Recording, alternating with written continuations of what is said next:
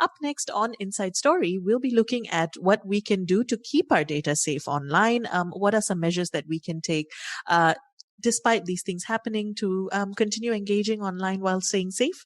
Keep it here on Inside Story, BFM 89.9. Brainy, fancy material. BFM 89.9. It is 6:37 and you're listening to Inside Story with Sharmila and Lynn. We're talking about the latest Facebook data breach, which impacts about 11 million Malaysians with their personal data being shared online. So earlier we heard about what exactly this means and how this impacts us from Swaran Singh of Law Partnerships. Now we're going to look at what we can do. Now, on a blog post shared by Facebook's own product management director, they did provide these precautions. So they recommended that you update your how people find and contact you control, and that you carry out regular privacy checkups by looking through your user profile settings. So these are a couple of things that they've suggested to make sure that this doesn't happen to you again. Yes. And so joining us now, I think, to expand on that is CF Fong, who is the CEO of cybersecurity consultant for LGMS. Fong, thank you so much for speaking with us. Hi, Lee. Nice to meet you again. So let's start with this. What are some common privacy and security mistakes that people make when it comes to our social media accounts? I think the common mistakes that most of us are making, including myself, I'm guilty of it, is to sometimes we're sharing too much personal information about ourselves on social media. Now, when I say personal information, it doesn't really confine to the information about we ourselves, but it's also information relating to our family members, relating to our children and siblings.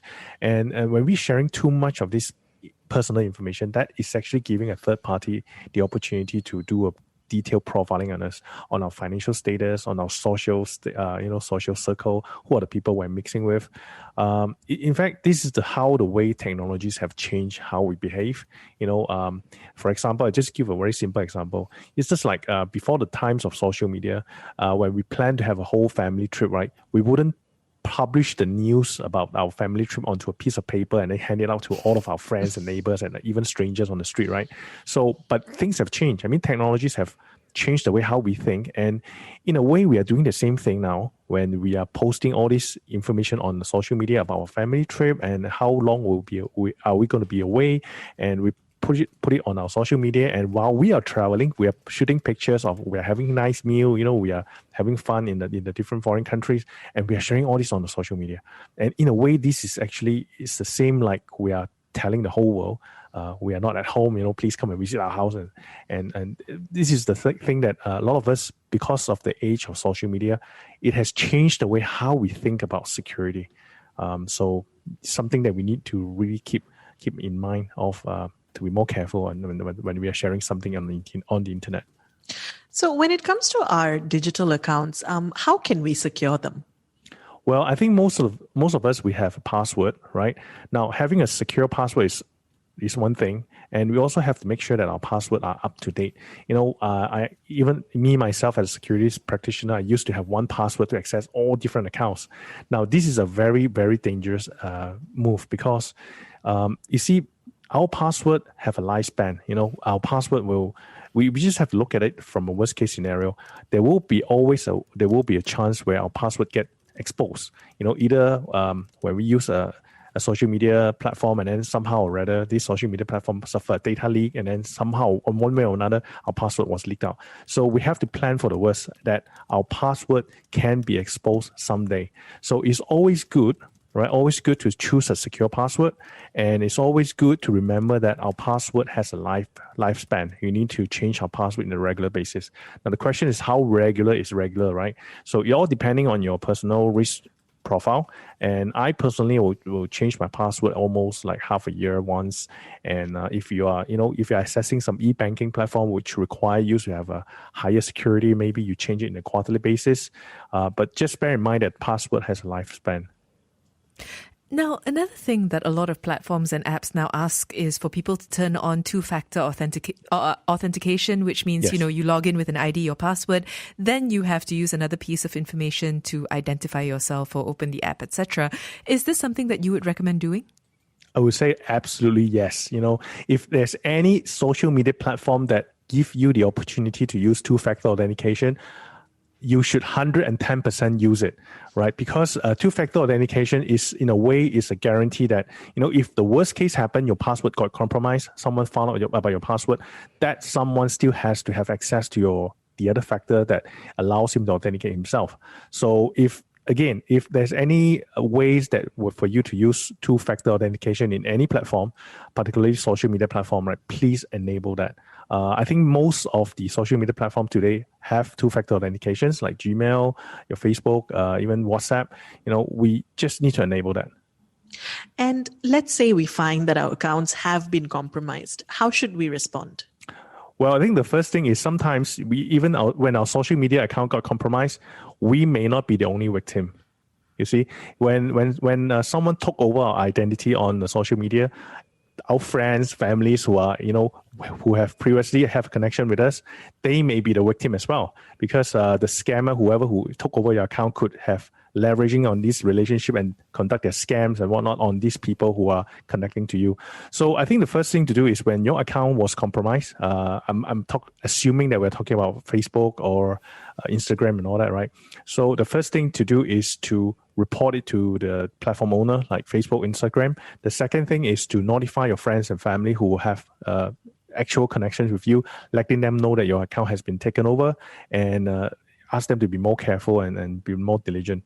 Now, the thing is, based on our experience working with law enforcement and even some of these platform owners, taking back an account is not that easy. It's kind of difficult. And so the thing that we can do is, again, when someone took over your account, means that quite likely your password has been exposed already. And quite likely, maybe even if you are not using two-factor authentication, that proves that your password has been exposed. But if you are already using two-factor authentication and your account still get compromised, then the next thing I would suggest you to do is do a thorough check on your mobile phone. Maybe perhaps your mobile phone, if even your mobile phone has been compromised. So of course, once you have lodged a report to the platform owner, I think it's very, very important to notify your friends. Fong, something that I wanted to follow up on is earlier you talked about the importance of changing your passwords every so often and actually doing that kind of audit, that online audit on your own account. What is on your checklist when you do this? What should everybody be following, and what schedule should we be doing this on?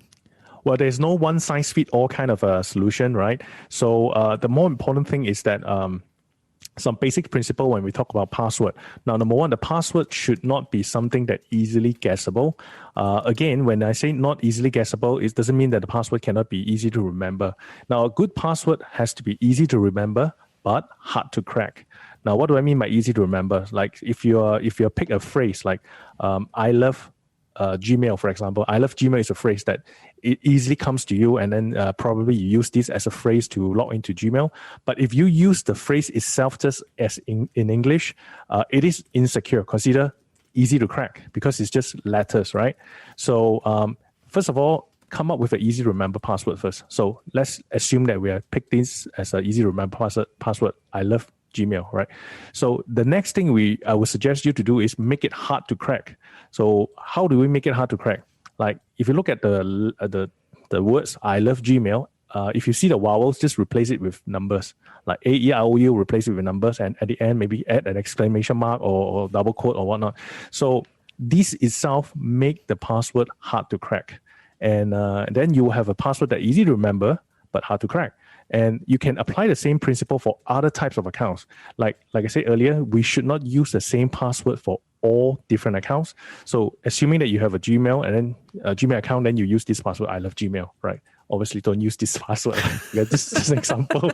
Okay, let's say you have Instagram. You can use it like I like Instagram, right? So using the same principle, that's how one can create multiple different passwords for all different set of accounts. So we have this question on WhatsApp from Go Kim Hock, who wants to know whether password manager is a good option. Yes, this is a very frequent asked question. I personally do not use password manager because if you see what we see in our line of business and you don't tend to trust too much on software. So always, I think back to the root cause is that if you can come up with a good formula to come up with a strong password, it's better to remember here in your mind than using a software. Fong, thanks so much for those tips. You're most welcome. That was CF Fong, CEO of cybersecurity consultant for LGMS.